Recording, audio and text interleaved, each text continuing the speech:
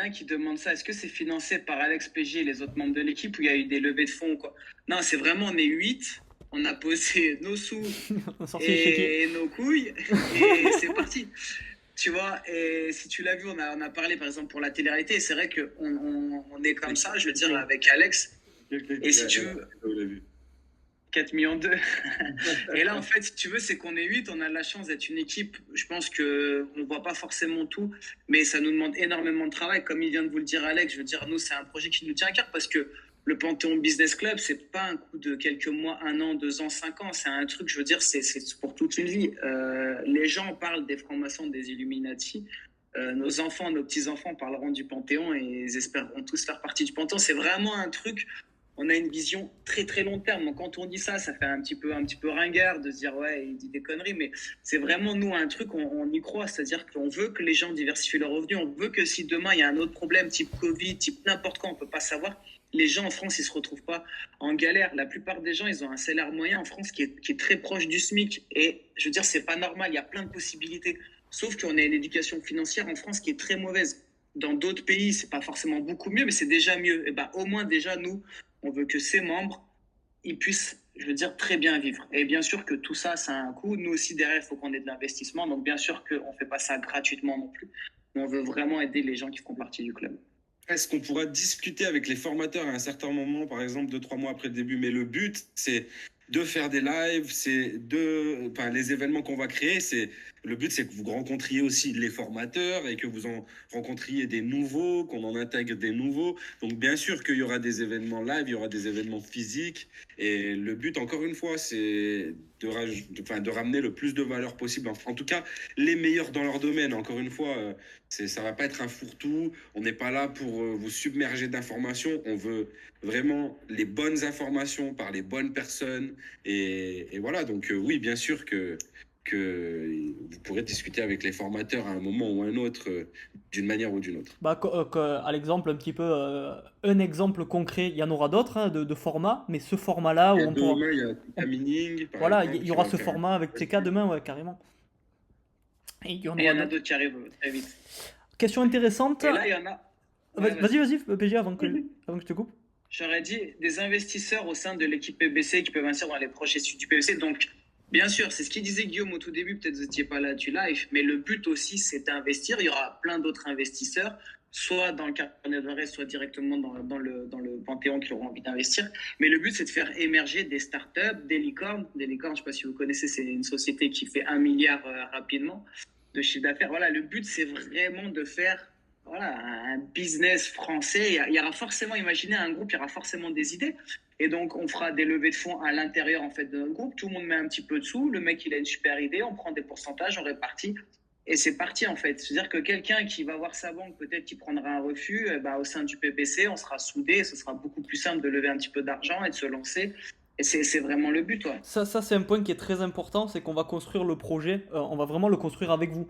C'est-à-dire que là, on est en phase de lancement, on le construit de notre côté, on lance le projet. Dès que le club il ouvre, les membres ils auront une place importante dans la construction du projet en interne. On vous sollicitera souvent pour des avis, pour des suggestions. Il y a une question qui était intéressante d'ailleurs, c'était est-ce que sur le long terme, un membre peut devenir formateur du PBC? Ça rejoint un petit peu ce que dit PJ et ce que je vous dis là, c'est que les membres, évidemment, on va discuter ensemble. S'il y a des compétences qui sont identifiées, qui sont intéressantes, que le membre a de la valeur à apporter à la communauté, évidemment qu'il pourra devenir formateur, qu'il pourra organiser des lives. Voilà, il y aura différents niveaux d'engagement qui pourront être envisageables. Tout est possible. Et en fait, ce Et groupe-là, intégrer le carnet d'adresse aussi, bien sûr. évidemment, ça le carnet d'adresse, c'est un gros pan aussi. Ces membres-là pourront devenir soit formateurs, soit acteurs, et comme l'a dit Alex, tout à fait, intégrer le carnet d'adresse pour proposer les membres au reste de la communauté. Comme le disait PJ, c'est vraiment calqué sur le modèle de la franc-maçonnerie à l'époque, sur l'idée, c'est parfait. Et Ben là, oui, on le réalise et, encore. et- et- et pour rebondir sur ce qu'a dit PJ, oui, il y aura des investisseurs, il y en a déjà qui nous ont contactés, il y en a qui sont intéressés, il y en a qui sont sûrs de prendre leur carte, donc bien sûr, bien sûr. Il y en a, par exemple, qui demandent la formation de Christopher Wangen, c'est la formation complète ou pas. Donc, la formation de Christopher Wangen, c'est ce qu'il a fait en complet sur un séminaire à Bordeaux. Et après, ces autres formations, par exemple, on est en discussion. Donc, comme on dit, c'est des choses qu'on va rajouter petit à petit, notamment. Après, c'est des sujets un petit peu plus précis, par exemple, comment faire construire, etc. Donc là, vous allez voir bientôt une vidéo YouTube, mais on a tourné avec lui récemment là, pour YouTube. Donc, on en a discuté pour la suite de ces formations et petit à petit, on rajoutera. Mais voilà, après, c'est sur des domaines un petit peu plus précis où on va dire on va rajouter petit à petit, parce que la construction, c'est peut-être pas quelque chose qui, dans l'immédiat, quand tu veux avoir un deuxième revenu, est le plus intéressant. Donc voilà, c'est des choses qu'on rajoutera petit à petit, bien sûr. C'est ça, à chaque fois, on allait chercher l'information qui nous semblait la plus judicieuse, en tout cas pour démarrer le projet, le PBC. Et bien sûr que toutes les formations autour du même thème, ben, elles seront ajoutées par la suite. Avez-vous pensé à créer des sous-clubs régionaux afin que la synergie se fasse au niveau local? Qui veut l'apprendre Ouais, ça? exactement. Ouais. Carrément, donc ça, tu vois, c'est ce qu'il disait au début, je crois, Guillaume, c'est qu'il y aura des gros événements, pardon. Donc ça, ce sera sûrement 1 à 2 par an, où vraiment, là, ce sera le but de réunir vraiment tout le monde. On louera un endroit. Bref, je voulais dire un truc, je ne vais pas m'avancer, mais du jamais vu en France, ça fera vraiment parler.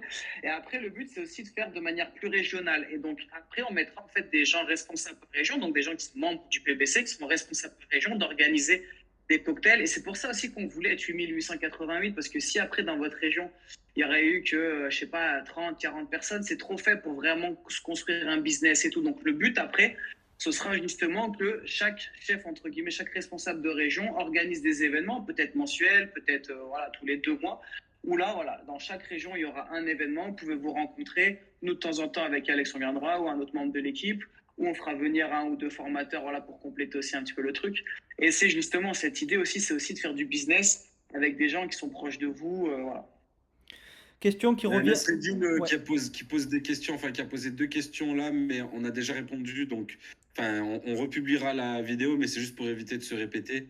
C'était êtes-vous serein sur la vente des 8888 cartes? Puis il y avait une autre question aussi sur laquelle dont on avait déjà répondu, quoi. Pour te répondre en mode rapide, tu verras le replay, mais en gros, on est très serein. On n'a pas d'objectif de temps pour sold out ces 888 cartes. Ça va se faire de manière naturelle avec le temps. On construit sereinement et on ne s'est même pas posé la question du timing des ventes. Tout va se faire naturellement par la valeur qui est apportée au fil des semaines. C'est pas, encore une fois, c'est pas un projet spéculatif, c'est un projet qui apporte de la valeur pour les membres et la valeur des cartes se fera en effet secondaire. Là, vraiment, le plus important, c'est que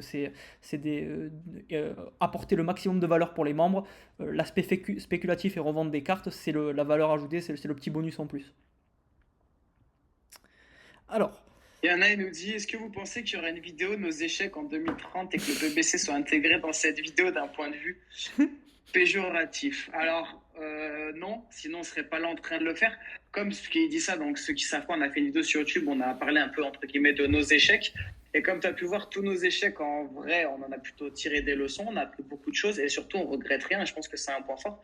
Après, il y a sûrement plein d'erreurs qu'on va encore faire dans notre vie et je pense qu'on est tous dans le même cas. Le Panthéon, franchement, ça fait des années qu'on y réfléchit et je pense vraiment que c'est une erreur de la même manière que Apollon et DS, on savait que ça allait cartonner, ça a été le cas. Enfin, tous les programmes qu'on a sortis, avant de les sortir, on était sûr à 100%. Et ça a marché. Et là, il l'a dit Alex tout à l'heure. Le Panthéon, c'est vraiment. Pourquoi c'est notre plus gros projet? Parce que c'est un projet, entre guillemets, qui dure sur une vie. C'est-à-dire que les programmes sportifs, les gens ont accès à vie.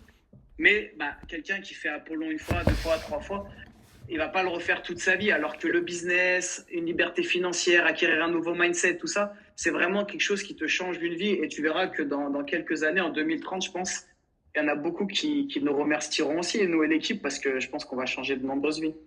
question, Et donc, du coup, question super intéressante pour Alex et Pej. Je pense que ça va intéresser tout le monde. Quelle est votre plus grosse pression au vu de ce projet de ouf? je pense qu'elle est passée la plus grosse pression parce que c'était d'avoir les bonnes personnes, que tout le monde comprenne notre projet, réponde présent, tout ça. On a eu, en tout cas, on n'a pas encore fini de vous les dévoiler, mais on a eu tous les gens qu'on voulait. On a été surpris et agréablement surpris de leur retour, des réactions autour de notre projet, etc. Donc, la plus grosse pression, elle est passée. Après, bien sûr, on attend le neuf, mais encore une fois, on n'a pas de pression de chiffres ou de vente parce que c'est un projet qui va se faire sur plus ou moins long terme. Mais en tout cas, c'est pas, enfin, je veux dire, on n'est pas là pour le PBC, c'est pas fini dans 3 mois, quoi. Donc, c'est Attends, juste juste parce que. parce qu'on va être Vas-y, au vas-y. début d'une grande aventure le 9. Donc voilà, c'est juste, voilà, c'est même pas une pression, c'est une excitation. On a envie que ça commence et on y va à fond et on explose tout, quoi. Juste, il y en a, il me fait rire, c'est El Rapido parce qu'il parle de ping-pong. Il m'a dit qu'il allait mettre une fessée au ping-pong. Donc, bien sûr qu'aux événements, il y aura une table de ping-pong. Et attention, attention à vous. Rendez-vous le 21 voilà. pour le premier match. Pour les événements, franchement, je pense on veut vraiment faire du jamais vu, un style d'événement qui a jamais été vu. Et, et même les gens qui seront là, je pense que vous allez être choqués.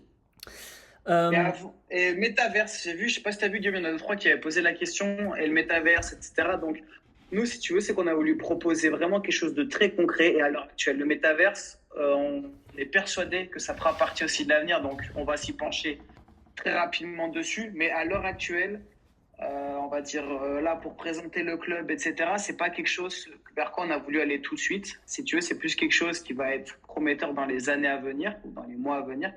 Mais bien sûr que le Panthéon, on y réfléchit, on bosse déjà dessus et tu auras des nouvelles. Carrément, en fait, vous en êtes qu'au début du projet. Là, on a un produit qui est fini et qui est ce qu'il est aujourd'hui, mais il va être en constante évolution. On s'est déjà posé ces questions, on en a déjà réfléchi. On a pris le parti de ne pas en parler tout de suite de ce genre de briques, typiquement des projets sur les métaverses, etc.